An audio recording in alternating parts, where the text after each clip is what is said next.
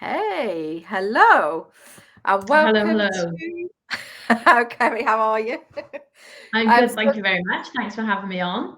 that's all right. So I'm Nicola Peake, and this is Ceri Davies. Is it Davies or Davies? It's Davis. It's all very Davies. Welsh, the name. And this is the first of my weekly live shows. Um, and each week I'm going to be coming to you live with a different member from Peake's Private Members Club. And we're going to be talking about lots of different things. Now, this week, I've invited Ceri onto the show. And Ceri is going to talk to us about why including pride into your business strategy is so important. Um, it's Pride Month this month of June, so I'm sure there's lots of celebrations and parties and carnivals and things going on, which is great. So Ceri has her own business, which is Head Hubs, which you're a female mindset coach, and you also currently work for Virgin as well. So we're going to Yeah. talk about kind of your personal journey, your business journey, any challenges you've had, anything you've overcome, and what works well in business when it comes to working with pride in your business. So I'll just let you give a little introduction to who you are and maybe tell us your story. So I suppose growing up, coming out, how all that went, and the personal side of that first, if we start there. Yeah, absolutely. So, thanks for the lovely introduction. So, yeah, my name's Ceri Davies. I am the founder of a company called Head Hubs, which is a female mindset coaching company. I've been in that sort of field for over a decade, really. So, speaking internationally, and coaching internationally with different people. And yeah, I was lucky enough a couple of years ago to go to dinner with Richard Branson, who gave me an award for being the most loved leader. So that was a nice touch. Wow, amazing. Um, and yeah, Head Hubs was really just designed and born to help. Like that's all I wanted to do. I just wanted to help women that were underconfident or that weren't, I guess, living their best lives, feeling a little bit lost, a little bit directionless. And so, yeah, I set Head Hubs up to try and help with that. Really, I guess coming on here and talking to you about pride. I am a gay woman, so I'm a queer business owner, and I'm married. To my wonderful wife, just in case she watches this, Victoria, and we adopted our little boy a couple of years ago. So yeah, very happy sort of family. And I guess what's quite interesting is that I haven't always been as accepting of who I am as I am today. And so to go into a little bit of background, so if I take you back to when I first found out, I guess, or like realized that I was attracted to women, I honestly didn't give it a second thought for a long time. So I must have been about 15, and I just remember being in a classroom and all the boys in the IT class were looking at pictures of Angelina Jolie as Tomb Raider. And I thought, oh, yeah, actually, do you know what? Like, all right. And sort of didn't give it another thought then. And I thought, I I was think we really all naive secretly in fancied her, school. though. I know. We all Don't know secretly what it was. fancied her. Everyone did. So yeah, didn't really give it much thought. And then I guess when I look back, what was quite sad really is when I went into my first job. Then I remember someone, you know, saying quite publicly in front of people, "Oh, you're definitely a lesbian. You're definitely a lesbian." And I obviously didn't like know at that point. I think I had a boyfriend at the time actually.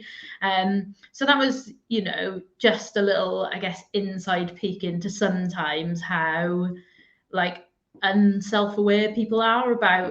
about what they say. So anyway, then I got a girlfriend. Um, yeah, I got a couple of different girlfriends, and the second girlfriend I had basically told her parents really quickly. So I thought, oh my god, I'm gonna have to tell mine now. So I got sort of like backed into a corner with it really. So I cornered my mum on the top of the stairs and said, "Mum, I need to speak to you. I need to tell you something." And she was like, "Yes," as if she knew she was like, "Oh my God, this is the moment I've been waiting for." And how old were you at this And point? 17 at 17. that point. Yeah, 17, nearly 18 really. And said, "Yeah, I got a girlfriend." And she said, oh, right, okay. And she just lit up like a Christmas tree, really. And Wow. then she said, you know, do you want to tell your dad, or should I tell him? And I was like, you can tell him. Like, I'm not having that conversation with him. And yeah, she came up to me like a couple of days later. I was like, well, do you want to know what he said? And I was like, not really. And she said, I asked if he cared, and he said, Carol, she's my bloody daughter. Of course I don't care. So I was really, it's not lost on me at all how fortunate I was Yeah, about how like, yeah, how good my parents have been, how how excited they amazing were. they've always been, really. You know, I even used to take my mum when I was in uni. I used to take her she used to come to the gay clubs, and I remember being in the bathroom one time coming like, and my sister coming in, and I was like, where's mum? And she was like, oh, I've left her downstairs. And I went down, and there was just like a pool of women surrounding my mum. So yeah, we had a really good relationship with it growing up. I guess yeah, I guess a lot of the reflection that I've done recently on my sort of personal journey has more come to light since I started Head Hubs. Right. So you know, Nick, that massive part of business is about visibility, Yeah. and is about putting yourself out on social media. And I was really reluctant to do it. And I was actually working with a coach at the time. I was working with Andrea, and she had just asked me a simple question, said, you know, well, what are you afraid of? And I remember reflecting and saying, I just don't like look like everyone else. Like, I don't like wearing makeup. I don't like dressing up. I don't you know, I just don't want to have to do all those things to be visible. And then she was like, but you don't have to be visible. And I guess that journey made me realize quite quickly that I'd probably been making myself a little bit smaller, Yeah. and hiding myself away a little bit and not addressing, you know, why I was so afraid to be visible, I Cool. guess. Um, so as we dig through it, and obviously we went on like that journey together as Yeah. well. Yeah. You know, and a big part of that for anyone who's not done it is your life story work, and you sort of go through this journey, mapping it all out. And something that I didn't tell my parents until quite recently, actually. I didn't tell my sister, I didn't tell anyone. But when I was doing my A levels, I'd gotten my A levels, but I wanted to go to a musical theatre school, but I couldn't read music. And so I arranged with the school to do an AS level. So it was almost like a third year of college, Yeah. really, in the sixth form school I'd gone to. Um, and after a couple of months, so I was going to the classes, everything was fine, starting to learn like how to read music and everything. And the teacher was really surprised one morning to see me in class, and sort of said, you need to go and see your head of year. Went to see my head of year, and she was like, when I look back, I can see that she was like quite visibly annoyed and sort of like, I'm not having this conversation with you. You need to go and see the head teacher. So Wow. I went to see the head teacher, and yeah, he said, due to my delicate relationship with who was my girlfriend at the time, we don't think it's appropriate that you continue studying. So either you need to go or she needs to go. And I banked that, to be honest with you. I literally went home, said, I just don't want to do it anymore. Like, I don't want to do that. Yeah, and just didn't tell anyone or anything, because I think what I've realized is like that was a big moment where I felt real shame, or that Yeah. I was almost being shown, even though like my upbringing was so amazing and my parents were, you know, it doesn't matter, your life isn't any different to your sisters, you know, you are perfect the way you are. Even though that was there, someone in a powerful position Yeah. was basically saying, no, you are gonna be treated differently, you know, in your life with it. So yeah, it was a big moment, really, and I think I haven't really digested it until, you know, starting up head hubs and wanting to help others, I guess. Yeah. Where I started to realize actually there's some stuff I needed to unpack and understand a little bit more. And I think the reason I wanted to do it is, like lots of women that I work with and treat, it's about that glass ceiling. Do you ever get Yeah. that where you feel like you're meant for more, or that you want to be doing more and that you're not quite happy? But there's like this invisible glass ceiling that you just Yeah. can't quite get through. And I think the unpacking process, as hard as it is sometimes, is just so important for that. And I think you don't need to dwell on it. I No. don't need to spend sessions and sessions talking about it, but I think it was important for me to sort of look back and say, do you know what? Now that I'm, well into my 30s, that was wrong. What happened to me was wrong, and I'm going to take a bit of that power back. So Yeah. yeah, so And I do you guess that's think a that very small insight. like subconsciously somebody of power judging you in that way and telling you you're going to be treated different has stopped you in certain things in life, but without realizing that that's what it was? Yeah, absolutely. I think even the point where you're always waiting for someone. It's that imposter syndrome, isn't it? That's almost Yeah. like the spark of the imposter syndrome for me. I'm just waiting for someone of power to turn around and tell me that something, or the way I do something, like, isn't good enough.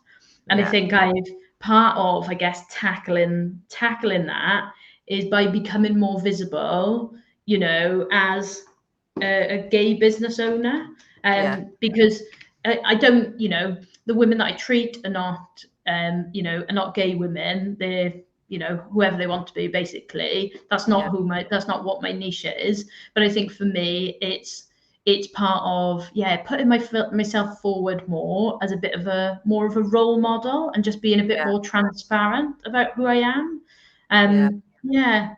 It's really interesting actually. Someone asked me recently why they think it's important to have role models, and there's a group in Swansea, where I'm from, who have it's a group called Good Vibes, and it's basically like a little community group for LGBTQ plus community, but between the ages of like 15 and 25, and Okay. it just creates a bit of a safe space for people Yeah. to go into, and you almost feel like I think I felt a little bit going in there like, oh, what? I don't get it. Like, what right have I got to go in, and like, why am I a role model? But you forget that everything that is being sort of like fed into your brain from a really young age is just about a relationship is just between a man and a woman, whether it's Coronation Street, EastEnders, movie blockbusters. That's all you're seeing, and all the books that you're reading, that's everything that's going into you. And I guess if we take it back to what happened to me in school, I have no doubt that it was, some prehistoric mindset that these teachers had, to think that being gay meant that it was like quite like seeded and Yeah. like dirty, and that was the gay world. And the reality is that by being a role model, and just going in and saying, look, guys, like, I'm fine. Like, I'm a business owner. I've got a really good job at Virgin Atlantic. I'm married, a woman. We have loads of fun and go on holiday all the time, and we've got a child. I think that's enough for them, because I think Yeah. it's scary. I think it's scary because you worry that you are going to be treated differently. And yeah, I think just seeing the light at the end of the tunnel is really important for someone who's young. And I wish I'd seen it, when I Yeah. was younger, because it probably wouldn't have impacted my confidence and everything as much as it did. Good. Yeah. Did you write him a letter? I did write him a letter, and I burnt it. Yes. Yeah, let it go. Yeah. But that's brilliant that Let what it you're go. doing with the children as well and everything, and it's showing them that, their life can just be as normal as a man and a woman. It's just like Yeah, nowadays, like, it's still quite strange that there's still some things where it's just still different, and parts of the world where it's not accepted. And you talk about those programs, and they do now bring in gay couples and things, but it's almost for like, oh, you just don't actually feel you have to. Like, It's it's difficult, almost isn't it? one gay couple, and it's like, well, actually, if you look in the town you live in, there's going to be more than one gay Yeah. couple. So I can see that It is. it's trying to improve, but Even I don't know if you saw in the news this week, but the new Buzz Lightyear film is being released, oh and right, yeah, apparently there's two women that kiss in it, and so okay. basically there's protests in different places in the world where they're refusing to show it and like trying to boycott Disney Plus over it. And it's it is a real strange one to try and understand why someone's sexuality matters so much to someone that it doesn't Yeah, impact. You know, we're no, not no one's asking you to go and, snog a girl. No one's asking you to go and do that, but you care so much about it, you know? strange. I suppose there's going to be, like you say, historical It's going things to that take time. it is going to take time, isn't it? Yeah, definitely. So what about your working career in the early years, and apart from obviously this guy at college and things, did you ever have any challenges in work? So I'm a really, really fortunate. When in my early career, so I worked in a few different things before I joined Virgin. So I've been there for nearly 12 years now. But before I joined Virgin, there was definitely stigmas around being gay. And I guess like for me, I was never in the bisexual section really. Yeah, So even through uni, like I knew. yeah. And people say things like, oh, you've just not found the right man yet, or you've just not slept with the right man yet, or what a waste, like what a waste of a good woman. And it's Well, is it men a saying lot, these things? yeah, and a lot of the time there's no malice in what they're saying. To them it seems like a joke, but it's like underneath there is a tone of being like, in 10 years time it'll be like misogyny. It'll be like, in 10 years time you can't say that to someone, Oh you yeah, know. Yeah, so there are things like that. I think there's also they've some random thing is, me and one of my best friends, we're quite childish, and so well, she's childish, and so we were just walking on the beach, like a few group of friends, like in university, and um, she had walked and like clipped my heel from behind, like on purpose, obviously, so that I would trip. And I didn't like fall or anything; it was harmless. So then, about 10 minutes later, I did the same to her. And her boyfriend came up to me, gave me this huge shove, and was basically like, "Just because you're a dyke doesn't mean you can mess around with like my girlfriend." I oh was my just like, word, yeah, I was like, I just, was taken aback by like how much emotion and aggression like yeah. that person had towards me, that I didn't really know him that well. She's not with him anymore, obviously, but yeah, I think, do you know what? And this is part of the reason that I think I am passionate now about making pride a part of people's business strategies, and why I think it's important that we have these open conversations, because Yeah, I think unless you talk about the vulnerabilities, um, it's hard for people to understand why it needs to be part of a business. Because if yeah, if you're a business owner and you think, well, I'm not bothered, I'm not bothered. Like, if you're gay, good for you. Like, I'm happy for you. But the not everyone is, and when you are a gay person and you're looking for that comfort, you're looking to be for that acceptance. And so yeah, as a business owner, you never know where your next client is coming from, and you never know where your next employee is going to come from. And so making yourself a little bit more visible as a business owner, making yourself like a support. So whether you do that by, putting a pride flag through your logo for June and just put a yeah, post out there, it is important that you just do these little things to show that bit of support. yeah. And I think Virgin Atlantic do that really well, the whole Virgin brand really. So they have something called the Be Yourself campaign. Right. Um, and a Be Yourself team. So there are four networks that they work with. There's their disability network, there's their pride network, there's their valued network, which is for different minority groups, and then there's the Scarlet network, which is like a women's network.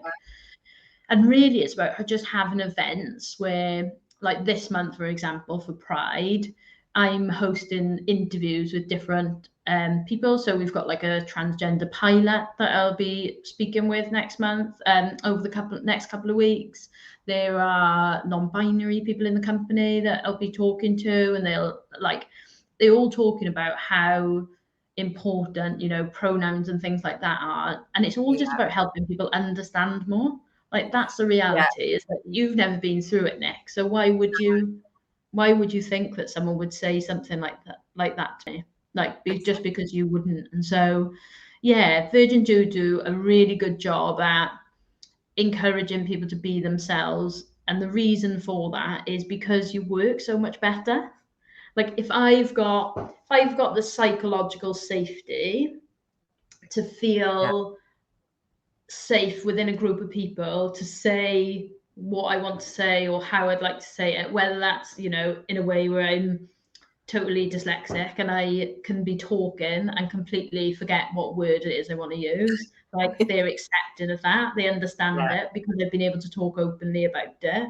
And also, you know, when we're talking about plans for the weekend or we're talking about you know, I can openly talk about Vic and, Yeah. you know, when I went through when we went through the adoption process, you know, the policies were in place for that. They already had like an adoption policy. They already had, you know, if you were going through same-sex fertility, they've got those policies as well. And so the ecosystem for it is set up really well.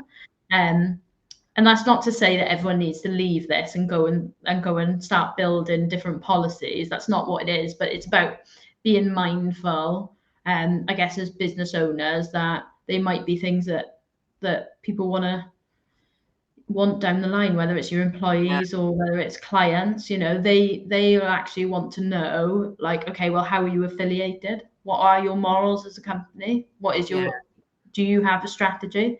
And is it, you know, do you accept everyone as they are? Is that, it can be as simple as that is your strategy, is to say Yeah. that, you know, we're a firm that believes everyone should be exactly who they are and that we get the best out of them by doing that.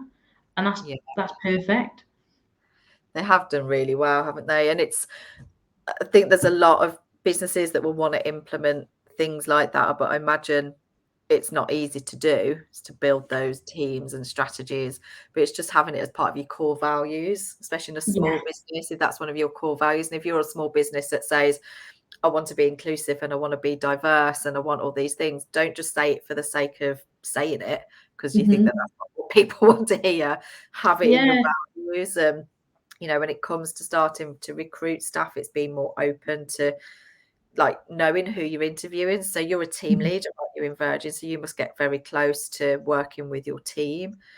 And it's like how do you, so obviously you've experienced it, but somebody that also, for me, like I would never have experienced anything you've experienced in that way. Um, Mhm. and if I now look to take on a team and building pride into my business, what is it that I should be looking to do in the right way? So what Yeah. would you advise with that? I think being really honest and open and allowing yourself to feel vulnerable. I think that at times we let our we can be scared to have the difficult conversations. Yeah, Like you might have been thinking of questions today and thinking, oh, I don't want to offend Kerry by asking this, or, you know, yeah, if I want to, you know. And it's the same when we talk about things like racism. They're really heightened subjects, and we are scared at times you're worried to. about saying the wrong thing and offending people. Absolutely.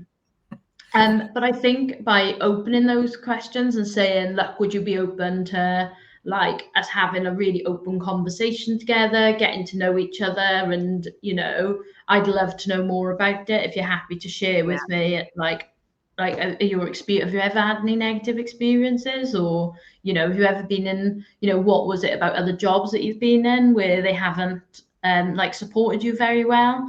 I think being vulnerable enough to put yourself in that position as a leader to say, you know, if I don't ask you, I'm not going to be able to give you what you want. I want to be able to tailor the experience that you have with this company. And the only way I'm going to be able to do that is by getting to know you more, what makes you, on all of the elements that make up you. And I think it's that psychological safety. If you can create that safe environment where, like you, Nick, you know, we feel safe together to be able to have this conversation and share it more broadly. You know, we have that trust together. Yeah, and I think just making sure you create that safe environment and let them know, you know, that there is no judgment. Yeah. That's ultimately what people are afraid of. They're afraid that when they tell you something that you're going to judge them for it. Yeah. That's ultimately what it comes down to. And it's like the world is such an open place now. I mean, my daughter's 23 next week, and just like her vision of the world is so different at 23 than mine was at 23. You know, she's got lots of friends that are non-binary and things, and some of the things she talks about, like, I'll be honest, at times I've gone, I don't understand that. And she'll get defensive. And we're going, it's not, no, I'm just trying to have a conversation. I'm just trying to say that, because it's Talk so me through different. it. Years ago, like, you know, we didn't have pronouns and things like that. And I'm honestly, I'm the same. Like, I'm the same in that, you know, sorry, my camera's gone weird.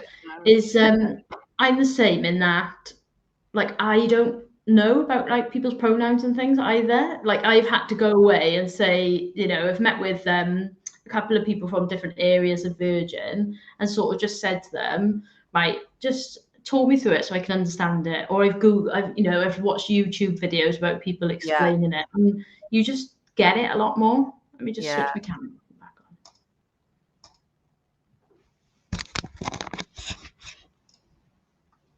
I might just have to be blurred for the time, Nick. Yeah, it's strange because I can see like a little box on here. It looks clearer than the big box, but let me just.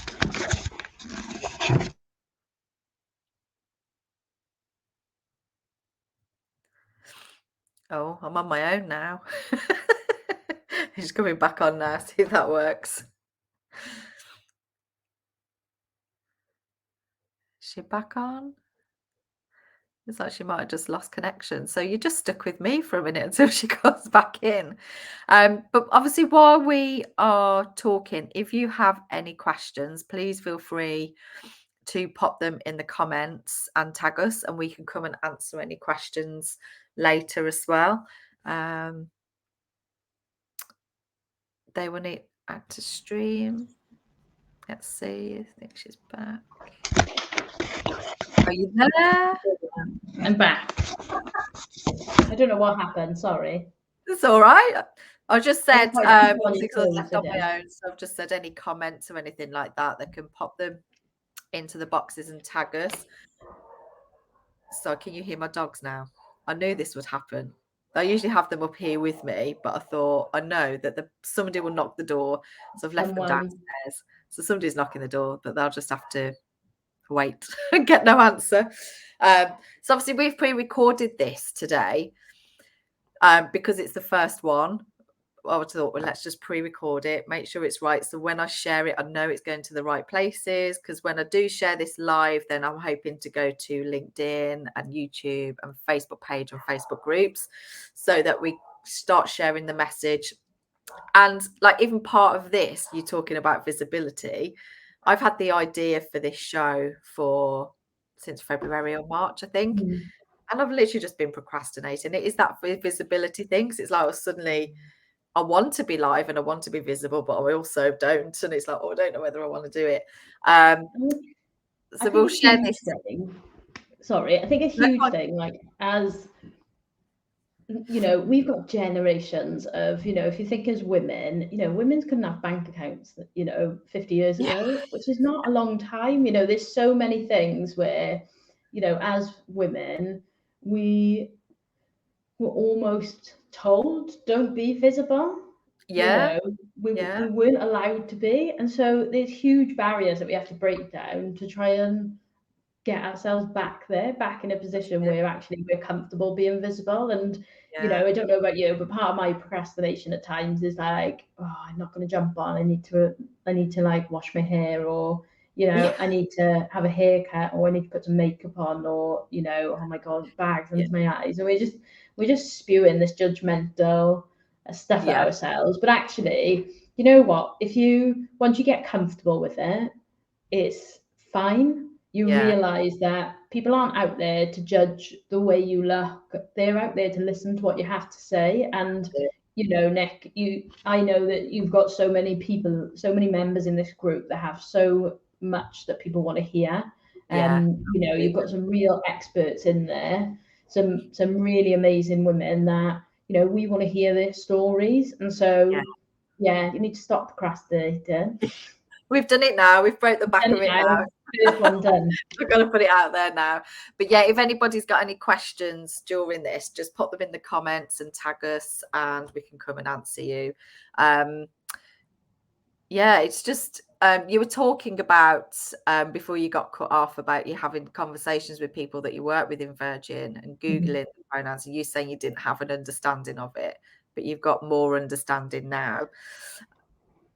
Yeah, and I think it's even as you would right, you'd assume that anyone who is a member of that LGBTQ plus community knows everything about everyone that's in the Yeah, community, but you just don't, because you're only a small part of that experience. yeah, I can only talk really honestly about my experience. yeah, And I'm relying on other people. I'm relying on other people to be vulnerable, to share what their experience has been, yeah, because so much of it is behind closed doors. That shame, that yeah, shame that I felt when that teacher had that conversation with me, I didn't tell anyone, and we're talking about like I didn't tell anyone. wow, So, you know, a lot of people's experiences aren't well known or like well documented no, because of that shame. I think it's definitely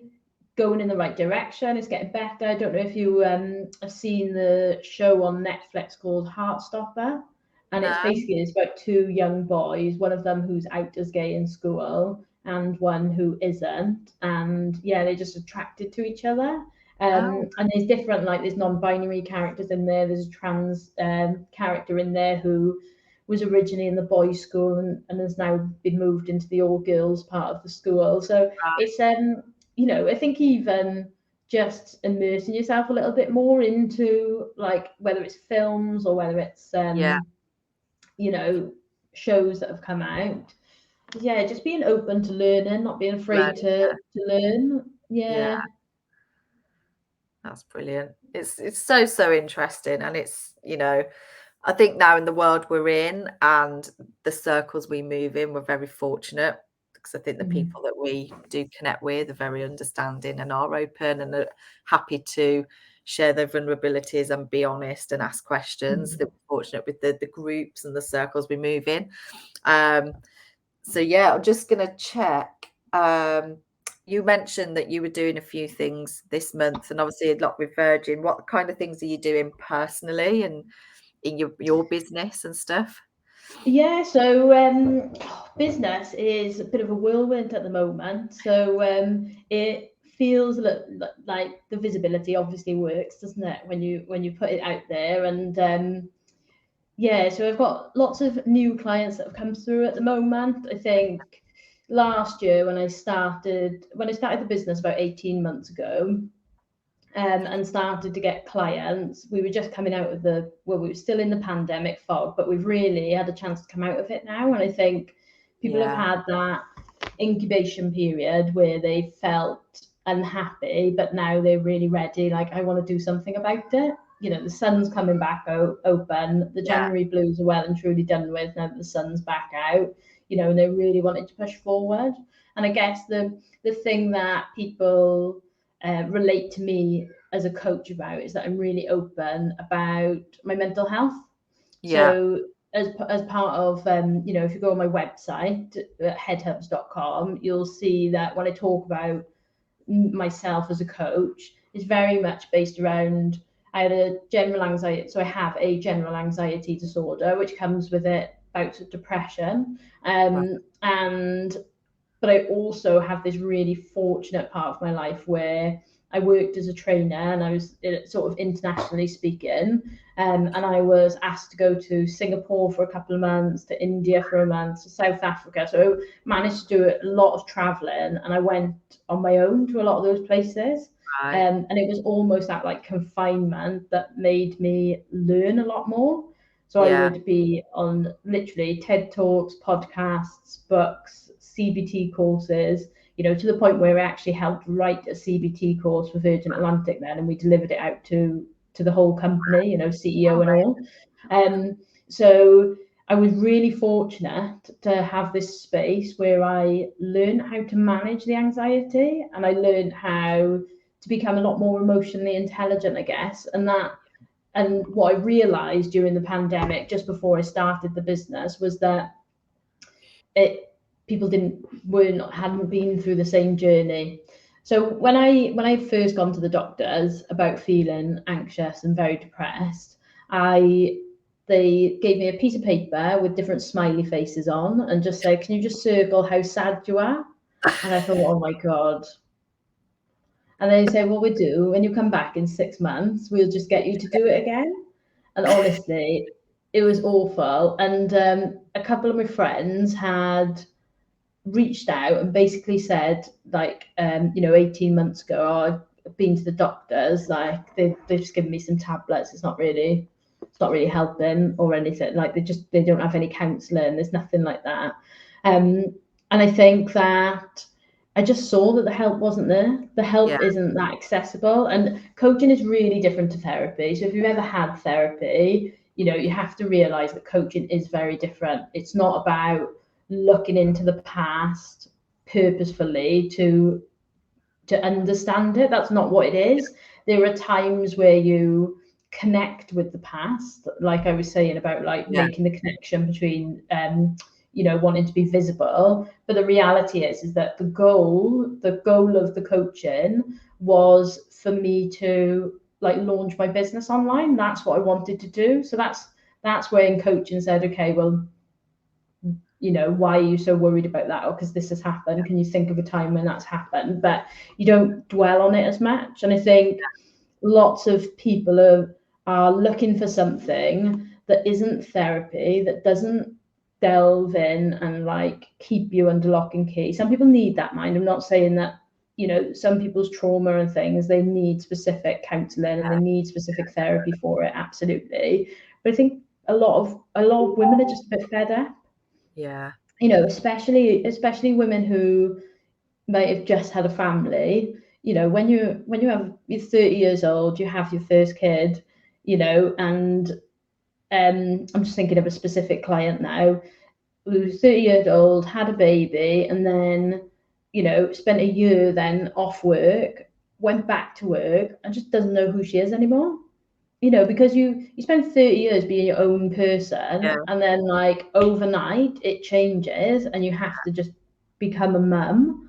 And then when you have to try and snap back to go into work, you're left with loads of questions like, is this what life is about? Your relationships start to suffer a little bit because you're not managing it.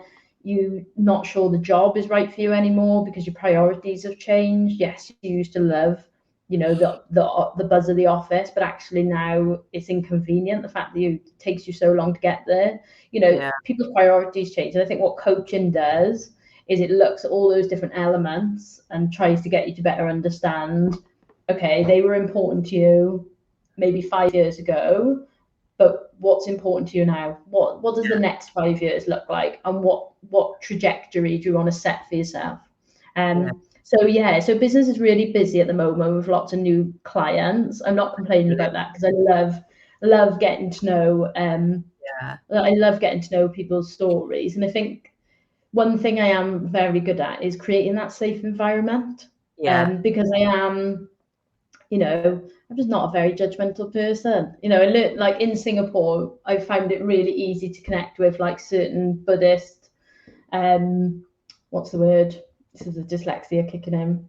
Like Buddhist morals, I guess is the word, where you practice loving kindness and you're Yeah. non-judgmental. And so you strip out any hate, anger, jealousy, all the negative emotions you remove. And so I think people feel that when they come into a coaching session with me, that the aim of it is always to move in one direction. It is always just to make you happier. That's Yeah. all that we push for. And anything that you share is completely confidential and non-judgmental. And I don't have any judgment for anything that anyone could say to me. So I think that's the thing that probably appeals to Yeah. So people women feel about me, safe with because you and they exactly, yeah, exactly. And I trust like that. you. I like that they trust me. Yeah. It's great. And your clients, are they generally like similar age, kind of mid-30s, had a Yeah, family, kind of the yeah. Normally between about 25 and 40. They're probably at those ages. You get I don't know if you've ever heard about this, about your Saturn return. Have you ever heard of this? So no? it's like there is something that says once you hit your, I think it's 27 years of life, you've been through like every cycle of like moon cycle of the planets and everything. So it's Right. basically linked to like big life events happening. So whether it's like divorce or breaking up with someone, or wanting to start a new life. So you tend to notice that around the age of like 27, or just before someone's about to turn 30, the panic sets in a little bit about like, what am I doing with my life? Yeah. I want to be happier. So definitely, that's definitely part of it. And then a bit further down, yeah, a lot of people that are reaching that 40, or they've just had kids. And yeah, I think people just, people want to make the most of their life. Yeah. I live with both my parents lost their parents at a really young age. And so it's never really been lost on me about how precious life is and how Yeah. important it is. Just live it to the best as you want. And I think the pandemic's made a lot of people realize that. If maybe they were in a job that they didn't love, or they spent 45 hours at the office a week, 60 hours at the office a week. They just don't want to do it anymore. And you Yeah. probably know, Nick, because it's how so many businesses start. Yeah. Women start to reprioritize and think, actually, I want to live in a world where my time is my own, where I Yeah. don't have to count how many holidays days I have left in Yeah. work for the year. I just want to get up and go when I want. And yeah, I think the pandemic's really made people reassess, and want to be happier. Yeah. I think that's the one big benefit. Like, I know it wasn't a great time and it was a sad Yeah. time, and it's been really, really tough for everybody. But Mhm. one big benefit I think it has had an impact in is people going, shit, like life is short and things Mhm. can change and things can affect our lives like that without us even thinking.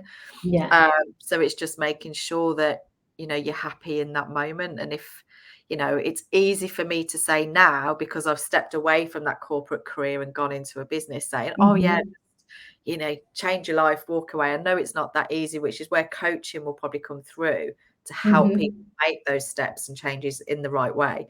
Um, Mhm. but yeah, I think so many of us now just see actually, I want a happy, like we went to Spain over the weekend for a few days and it was my husband's best mate's wedding.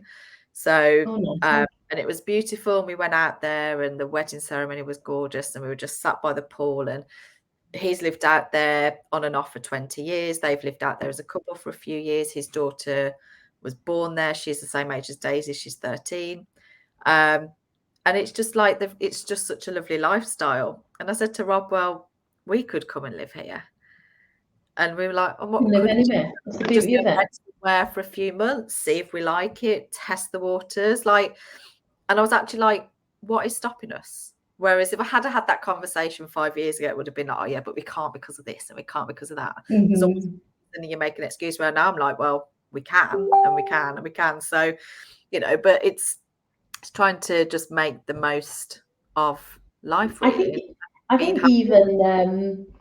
even like from coaching conversations with different women, I think that again it comes into like, dare I like dare I even think Exactly. those things? Yeah. Like, you know. And I think with Head Hubs, definitely, you know, we've spoken really openly, haven't we, about like Yeah. how, you know, I really want to do TED Talks in Yeah. Austin, Texas. Like I definitely want to, like I, as silly as it might sound, I did some work in a school recently, and they were like, "How can you be anxious and like talk on stage?"